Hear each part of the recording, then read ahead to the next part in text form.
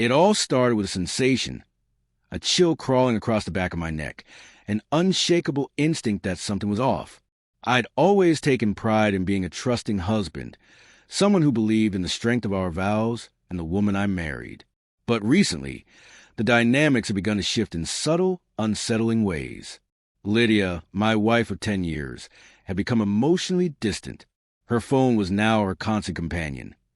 She'd chuckle at messages she refused to share, stay late at work far more than usual, and had suddenly become hyper-focused on her looks in a way she never had before. When I asked about it, she said it was for her self-esteem, something she was doing for herself. But deep down, I knew better. It didn't feel like it was about her at all. I tried to convince myself I was overthinking things, that I was letting suspicion cloud my judgment. But then came the night I found the receipt. It was from an upscale restaurant in the heart of the city, a place neither of us had ever visited. A known hotspot for date nights and proposals. The receipt had been crumpled and stuffed deep inside her purse, tucked beneath an old lip balm and a half-eaten granola bar. When I confronted her, she stuttered something about a work meeting. Her eyes wouldn't meet mine. They fell to the floor like a child caught sneaking out past curfew. A work meeting, she claimed. I could have erupted right then and demanded the truth, but something told me to hold back, to wait and collect the evidence. If I challenged her too early, she'd deny everything, and I'd be left second-guessing myself. So I did what any man in my position might do. I became a quiet investigator in my own home. I began with small things, watching her closely, especially when she was on her phone. She had grown secretive, angling the screen away from me whenever I was near. Still, I waited, and then I noticed it. A single number appearing again and again, messages arriving at all hours. Sometimes they were brief, "Can't wait to see you," or "Missed you today." Every time I read one, my stomach turned. The contact was saved under the name Cara, but I knew Lydia's friend Cara wouldn't write messages like that. One night, while Lydia was in the shower, I finally unlocked her phone. I'd memorized her passcode weeks earlier. My hands trembled as I opened her messages, and there it was, a conversation thread with someone named Mark. He was smooth, sending compliments like, "I love the way you laugh, and when can I see you again?" But it was Lydia's replies that shattered me. She told him she missed him, that he made her feel alive, that she couldn't wait for their next lunch meeting. I thought about barging into the bathroom right then, demanding answers. But another part of me, the part she had slowly broken, wanted something more than a confrontation. I wanted her to experience what I felt, the sting of betrayal, the collapse of trust, the humiliation. I wanted her perfect little world to implode just like mine had. So I waited, and I crafted a plan. The opportunity arrived sooner than I'd expected. Lydia had been preparing a major pitch at her marketing firm. It was a big deal, a presentation to a new, high-profile client. She had been talking about it for weeks, obsessing over every detail. The client was some trendy startup, eager to make a bold entrance into market. Lydia was to present at their downtown office, and she'd been buzzing with anticipation. That morning, I'd kissed her goodbye and wished her luck. She smiled, brushing her lips against my cheek. I wondered, had she kissed Mark like that too? As soon as she left, I got moving. A quick stop at the florist, another at a copy center. By noon, I was parked outside the client's building, watching her through the window as she stood confidently in her sleek black dress, looking every bit the composed professional. The loyal wife. My jaw clenched at the sight. Then the delivery man arrived. I handed him a box and gave clear instructions. Deliver this directly to Lydia Thompson. Tell her it's expected. She wasn't expecting it, not even close. From my car, I watched as the driver entered the building, package in hand. 10 minutes passed, and then chaos. Through the glass, I saw Lydia freeze mid-sentence as the box was presented to her. She opened it, likely expecting flowers or congratulatory gift.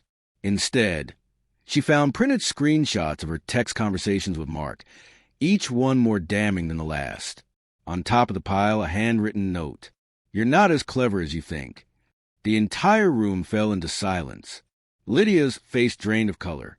Her hands shook as she sifted through the pages, disbelief and horror written all over her. Around her, the client's team, men in suits, glance at one another, then back at her, confused and awkward. I couldn't hear what was said, but I could see the unraveling in her eyes as she fumbled to explain, desperate to regain control. It didn't work. And then, of course, there was Mark. I had done my research on him, too. He was her colleague, a slick account manager with a polished charm. Married, 2 kids. I had tracked down his address, his wife's name, his children's school. I even knew his gym schedule. I debated dragging his family into it, but in the end, I chose a more precise approach. After Lydia's presentation imploded, I trailed her to the quiet cafe where she and Mark had regularly met in secret. She didn't notice me as I took a seat in the back corner, far enough to go unnoticed, but close enough to witness everything. A few minutes later, Mark arrived, casually slipping into the chair across from her. They leaned in close, voices low, Lydia's hands trembling as she spoke. Tried to explain the disaster I'd orchestrated. Mark's expression shifted as the weight of the situation settled in. His relaxed demeanor vanished, replaced with a deepening scowl. That's when I made my move. Mark, right? I asked, stepping up to their table. His head jerked toward me, confusion flashing his eyes before giving way to alarm. Lydia froze, her complexion draining, mouth opening but no words coming out, like a fish gasping for breath. Who are you? Mark asked, though his voice lacked conviction, like he already knew the answer but hoped he was wrong. I didn't answer right away. Instead, I dropped a thick stack of photos onto the table. Each one captured a different betrayal. Lydia and Mark walking into hotels, exiting dimly lit bars, laughing side by side in his car. Proof. Undeniable. I'm her husband, I said coldly, the one you both lied to, the man you cheated behind the back of while you played pretend with my wife. Mark's face lost what little color remained. Lydia instinctively reached out, tears already spilling down her face. David, please, she whispered. Let's go home and talk about this. Just you and me. Oh, we'll talk, I said, shrugging her hand off. But first, I think your boyfriend here owes me an explanation. I turned to Mark. Don't worry. I've already taken care of a few things. Those photos? I've sent copies to your wife. And to HR at your company. Thought they deserved to know who they've been working with. Panic flared in Mark's eyes. You can't do that, he stammered. You'll destroy my life.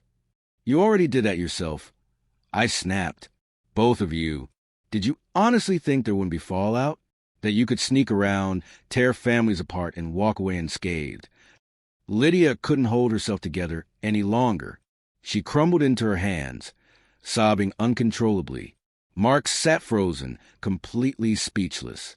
I turned to go, but not before twisting the knife one last time.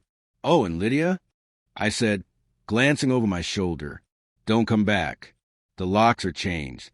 Your stuff's in storage. I've already spoken to a lawyer. Good luck explaining this mess to your parents. Her wailing followed me out, but I never looked back. For the first time in what felt like forever, I breathed freely. In the weeks that followed, Lydia made multiple attempts to reach me. Texts, emails, voicemails filled with apologies and promises to change. I ignored every one of them. I'd heard enough lies for a lifetime. Mark's wife filed for divorce. HR reviewed the messages and images I provided and swiftly terminated his employment. As for me, I focused on healing, rebuilding, moving forward, piece by piece. It wasn't quick, and it sure wasn't painless, but every day brought a little more peace. They made their choices. Now they had to deal with the aftermath. And me? I was finally free to live without lies.